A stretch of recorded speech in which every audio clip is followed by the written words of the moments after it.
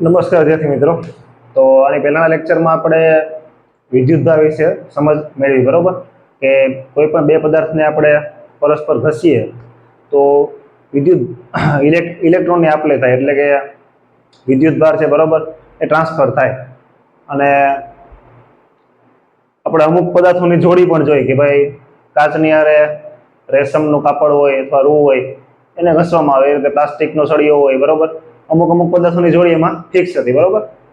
ચાલો હવે આપણે ચર્ચા છે એ આપણે આગળ વધારીએ।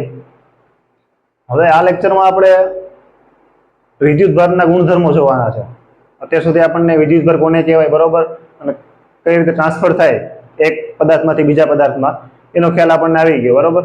હવે આપણે એના ગુણધર્મો જોશું વિદ્યુતભારના, બરોબર? ચલો એની પહેલા આપણે એક નાનો ટોપિક સમજી લઈએ। પહેલા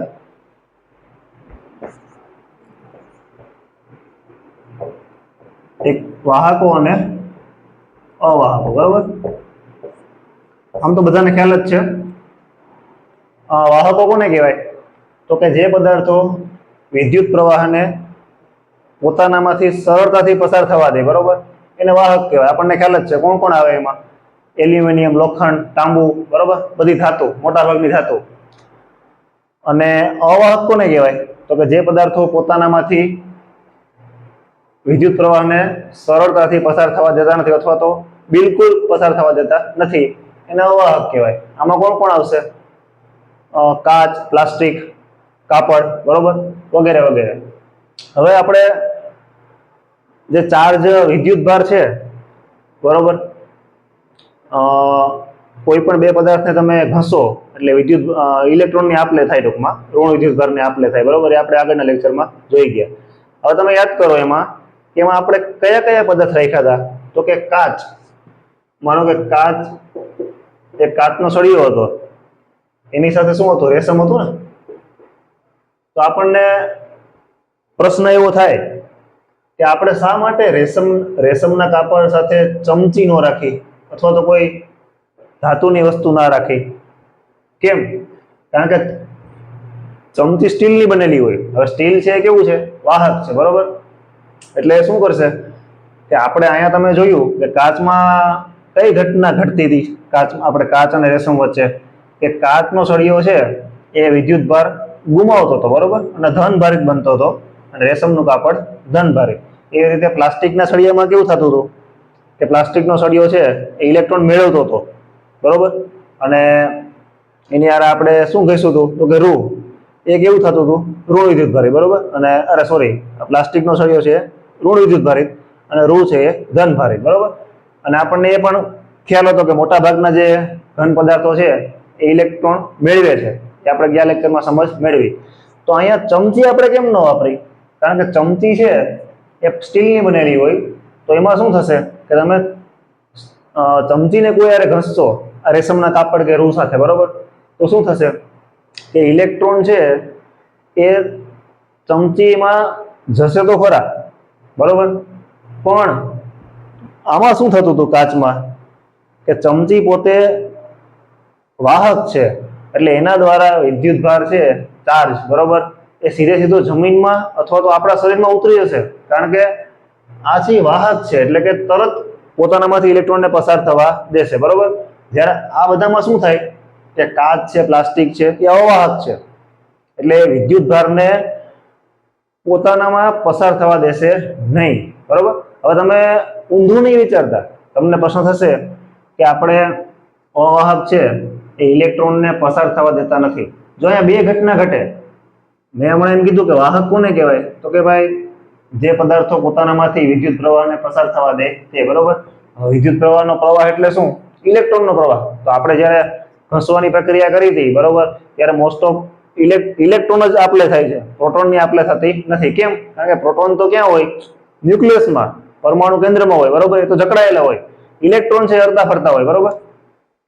તો આમાં ઘટના એવી ઘટે છે, આપણને પ્રશ્ન થાય કે કાચમાં અથવા તો પ્લાસ્ટિકમાં, જો આપણે એમ કીધું કે ભાઈ કાચ અને પ્લાસ્ટિક તો અવાહક છે, બરોબર, તો એનામાં ઋણ વિદ્યુતભાર કેવી રીતે આવ્યો, બરોબર, પણ અહીં એ સમજવાનું છે કે જે વાહકો છે ને, વાહકો એ પોતાનામાંથી જે એના ઉપર જે ઇલેક્ટ્રોન આવશે એને સંપૂર્ણપણે ફેલાવી દેશે, એટલે કે હલનચલન કરવા દેશે, બરોબર, પોતાનામાં.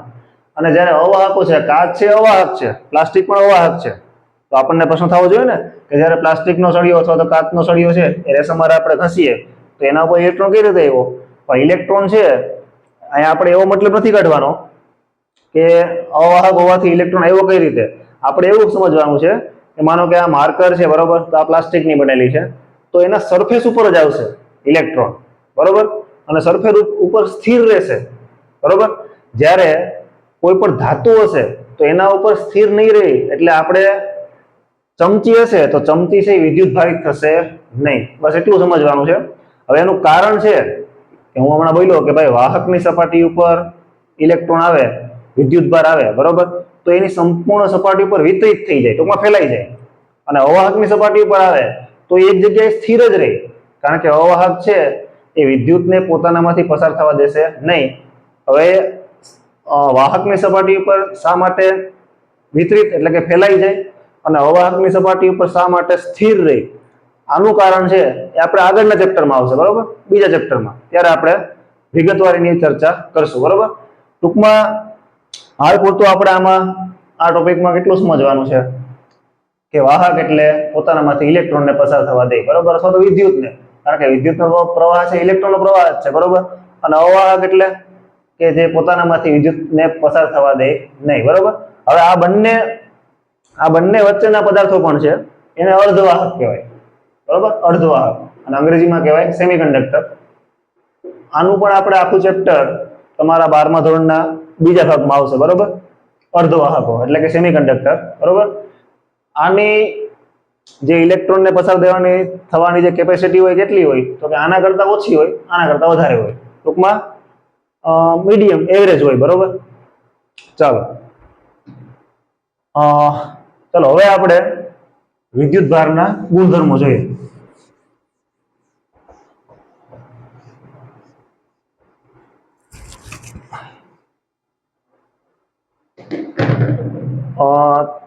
ચલો વિદ્યુતભારના ગુણધર્મો સમજતા પહેલા આપણે એક શબ્દ સમજીએ, બિંદુવત વિદ્યુતભાર, બરોબર.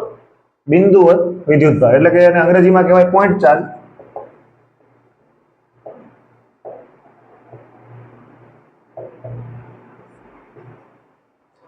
હવે વિદ્યુતભાર શું છે તો આપણને ખ્યાલ આવી ગયો, પણ આ બિંદુવત શબ્દ સમજી લે, બરોબર, એ શું કહેવા માંગે? આ એમ કહેવા માંગે કે જ્યારે કોઈ પણ બે વિદ્યુત ભારિત પદાર્થ, બરોબર, કોઈ પણ બે વિદ્યુત ભારિત પદાર્થ એનું પરિમાણ એટલે કે એની સાઈઝ, બરોબર, માનો કે કોઈ વિદ્યુત ભારિત ગોળો છે, બરોબર, એની ત્રિજ્યા આપણે બહુ નાની રાખીએ, માત્ર 1 મિલીમીટર, બરોબર, અને બીજો કોઈ વિદ્યુત ભારિત ગોળો અહીંયા છે એની પણ ત્રિજ્યા આપણે 1 મિલીમીટર રાખીએ, બહુ નાનું, બરોબર. તો બિંદુવત વિદ્યુતભાર ક્યારે કહેવાય કે કોઈ પણ બે વિદ્યુત ભારિત પદાર્થ છે, બરોબર, એનું પરિમાણ એટલે કે એની સાઈઝ એની વચ્ચેના અંતર કરતા ખૂબ નાનું હોય.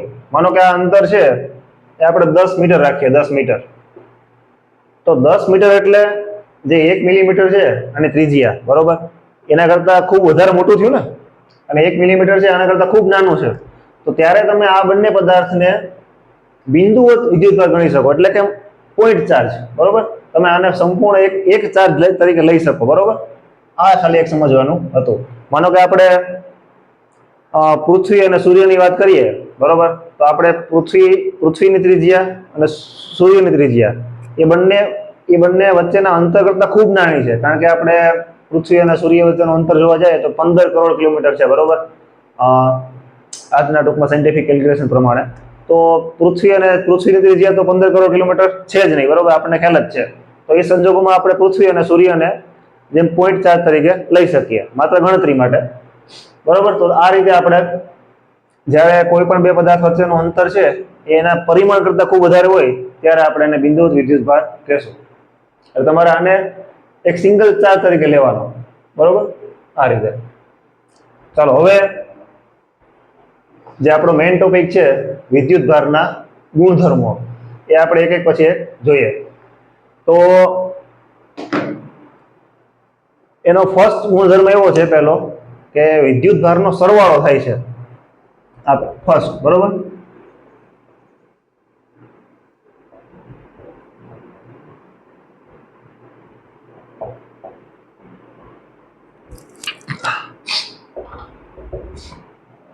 હવે આને સમજીએ આપણે.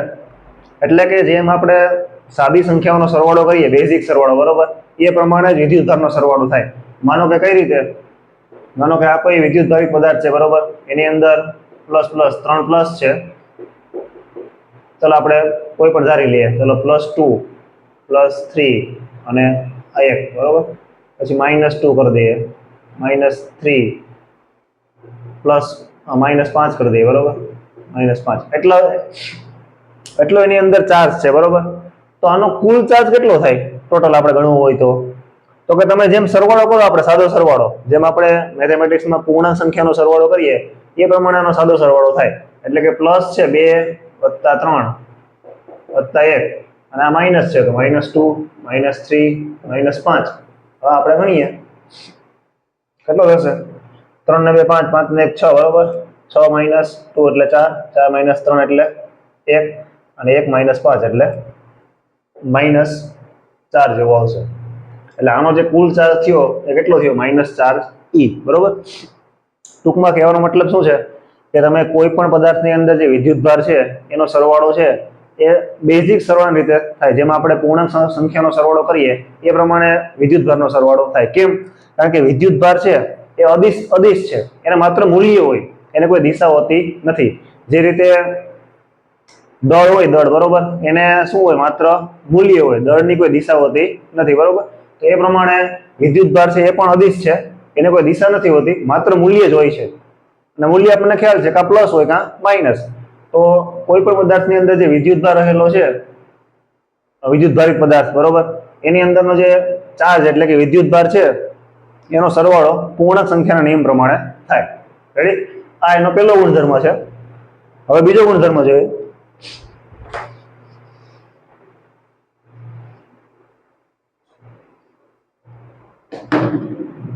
બીજો ગુણધર્મ એમ કહેવા માંગે છે કે વિદ્યુતભારનું સંરક્ષણ થાય છે. વિદ્યુતભારનું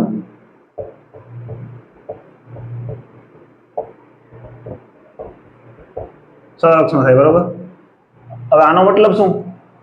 તો આનો મતલબ એવો થાય કે આપણે ઘસવાની જે પ્રક્રિયા કરી હતી, બરોબર, બે પદાર્થોને, માનો કે પ્લાસ્ટિક અને કોઈ પણ રેશમનું કાપડ અથવા કાચ અથવા રેશમનું કાપડ, ગમે ચાલે, બરોબર. તો એમાં શું થયું હતું કે ભાઈ માનો કે કાચનો સળિયો હતો, કાચનો સળિયો, બરોબર. તો કાચનો સળિયો અને આ બાજુ રેશમનું કાપડ. તો કાચનો સળિયો છે એ ઇલેક્ટ્રોન છે ગુમાવતો હતો, બરોબર, એટલે કે ધન વિદ્યુતભારિત થતો હતો, અને રેશમનું કાપડ છે માઇનસ, બરોબર. તો વિદ્યુતભારના સંરક્ષણનો પહેલા મતલબ સમજી લઈએ. આનો મતલબ એવો થાય કે તમે કોઈ પણ બે પદાર્થ વચ્ચે વિદ્યુતભારની આપલે થાય, એટલે કે ઇલેક્ટ્રોનની આપલે થાય, કારણ કે આપણને ખ્યાલ છે કે ઋણ વિદ્યુતભાર જ આપલે થવાનો છે, પ્રોટોન તો જવાનો નથી. તો આ પ્રક્રિયા દરમિયાન નવો કોઈ વિદ્યુતભાર બનતો નથી કે નાશ નથી પામતો, માત્ર ટ્રાન્સફર થાય છે. એટલે કે માનો કે આપણે એક્ઝામ્પલ તરીકે લઈએ કે અહીંથી -5 ઇલેક્ટ્રોન આ બાજુ આવ્યા, 5, તો આની અંદર ચાર્જ કેટલો થઈ ગયો? +5 E, બરોબર. અને આને 5 મળ્યા ઇલેક્ટ્રોન, તો આની અંદર ચાર્જ કેટલો થયો? -5 E, બરોબર. હવે આ બંનેનો સરવાળો કરો તો કેટલો આવશે? 0. એટલે ટોટલ કેટલો થયો? 0, બરોબર. જેટલા આમાં જશે એટલા આમાં વધશે, બરોબર. એટલે બંને જે કુલ સરવાળો છે કેટલો રહેશે? 0. તો આનો મતલબ એવો થાય કે ભાઈ વિદ્યુતભાર છે નવો બનતો નથી અને નાશ પણ નથી પામતો, એટલે કે વિદ્યુતભારનું સંરક્ષણ થાય. એક એક્ઝામ્પલ તરીકે આપણે ઇન્ડિયન ફિલોસોફીમાં જોઈએ તો આપણે એવું સાંભળ્યું હશે કે ભાઈ આત્મા છે અમર છે, આત્મા જન્મતો નથી કે મરતો નથી, બરોબર. તો કંઈક એના જેવું પણ એ જ છે કે ભાઈ આપણે આપણી ફિલોસોફી પ્રમાણે એવું સાંભળતા હોય કે ભાઈ આત્મા છે નથી જન્મતો નથી મરતો, તો શું? તો કે ભાઈ આત્મા તો બસ છે. તો આનું પણ કંઈક એવું જ છે વિદ્યુતભારનું કે ભાઈ જ્યારથી બ્રહ્માંડની ઉત્પત્તિ થઈ ત્યારથી બસ વિદ્યુતભાર તો છે, નથી જન્મતો, નથી બનતો અથવા નથી નાશ પામતો, બરોબર.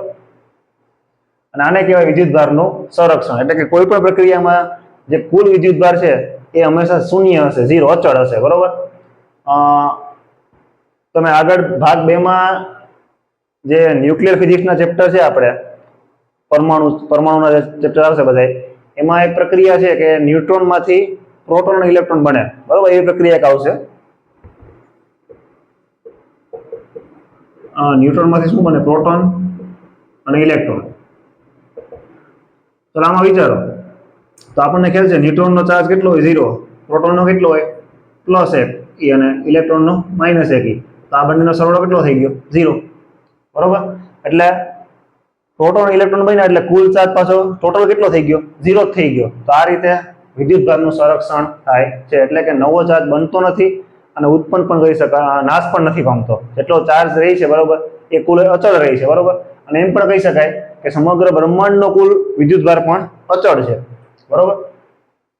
ચાલો હવે એના પછી ત્રીજો ગુણધર્મ જે બહુ મહત્વનો છે.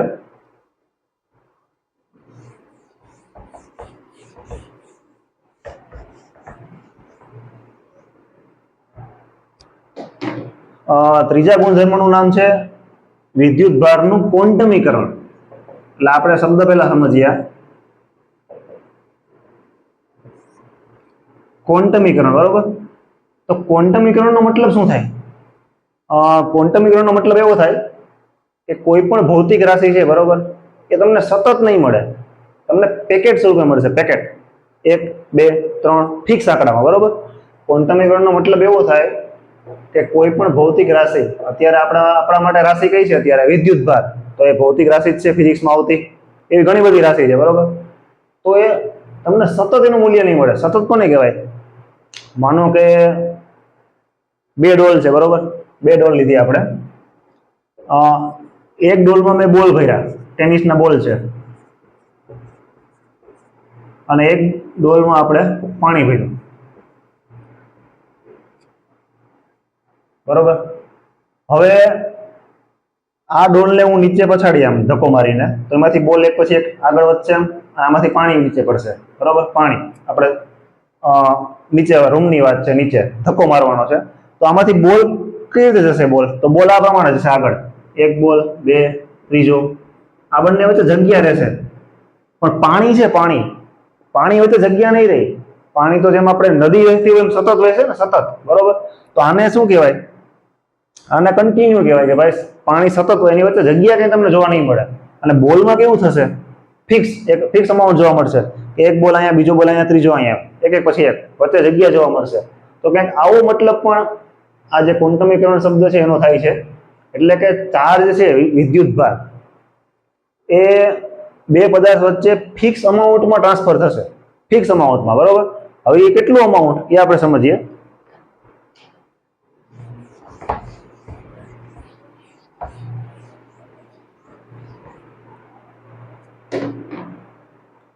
તો કે કોઈ પણ ચાર્જ છે બરોબર, કોઈ પણ બે પદાર્થ વચ્ચે વિદ્યુતભાર છે એનું આપણને એક સૂત્ર આપ્યું છે, Q બરાબર Ne. આ n શું છે? તો કે n એટલે કે કેટલા ઇલેક્ટ્રોન ટ્રાન્સફર થાય છે એ, અને E એટલે તો કે ઇલેક્ટ્રોન ઉપરનો વિદ્યુતભાર. આપણા ફિઝિક્સમાં સૌથી નાનો વિદ્યુતભાર કોણ છે? તો કે ઇલેક્ટ્રોન. કારણ કે મૂળભૂત વિદ્યુતભાર ઇલેક્ટ્રોન જ આપણે લેવાના છે. હવે એ કેટલો છે પહેલા એ સમજી લઈએ. તો કે E બરાબર 1.6 × 10⁻⁻19 બરોબર, 10⁻⁻19 કુલમ. આ આપણને ખ્યાલ છે કે વિદ્યુતભારનો એકમ કુલમ છે. એક કુલમ કોને કહેવાય એ પણ હમણાં આગળ આવશે ત્યારે સમજી લેશું. પહેલા આ સૂત્ર સમજવાનો પ્રયત્ન કરીએ. Q બરાબર Ne. અહીં ખરેખર તો પ્લસ ઓર માઇનસ બંને ભેગું લખો તો પણ ચાલે, કારણ કે વિદ્યુતભાર છે પ્લસ અને માઇનસ બંને હોઈ શકે, પણ સંખ્યામાં પ્લસ માઇનસ ના હોય. એટલે n નંબર છે એ હંમેશા પૂર્ણાંક આવશે બરોબર, અરે ટૂંકમાં પૂર્ણ સંખ્યા હશે. હવે જો આ સૂત્ર શું કહેવા માંગે? આ સૂત્ર એમ કહેવા માંગે કે કોઈ પણ તમે પદાર્થ લેશો એનો કુલ ચાર્જ હંમેશા આ n ના પૂર્ણ ગુણકમાં હશે. કઈ રીતે?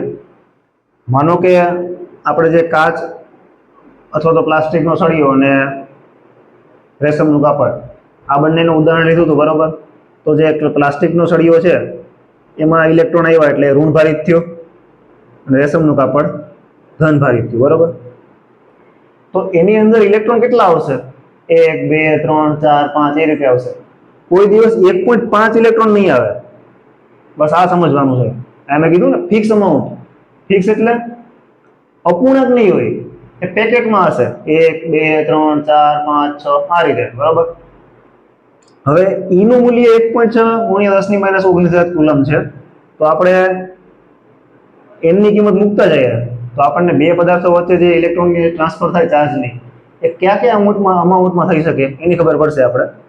માનો કે n બરાબર 1 હોય તો 1 ગુણ્યા 1.6 10 ની માઇનસ 19 થાય બરોબર, કારણ કે એનું મૂલ્ય આ છે ને. ચાલો 2 હોય તો 1.6 10 ની માઇનસ 19 આ ગણો એટલે 3.2 થાય 10 ની માઇનસ 19 બરોબર. ચાલો 3 હોય તો 16 48 4.8 10 ની માઇનસ 19 બરોબર. તો હું એ સમજાવવા માંગુ છું કે કોઈ પણ પદાર્થ વચ્ચે ચાર્જની આપલે થશે તો એનું ફિક્સ અમાઉન્ટ હશે, કાં એટલો ચાર્જ આપલે થશે કાં એટલો થશે બરોબર.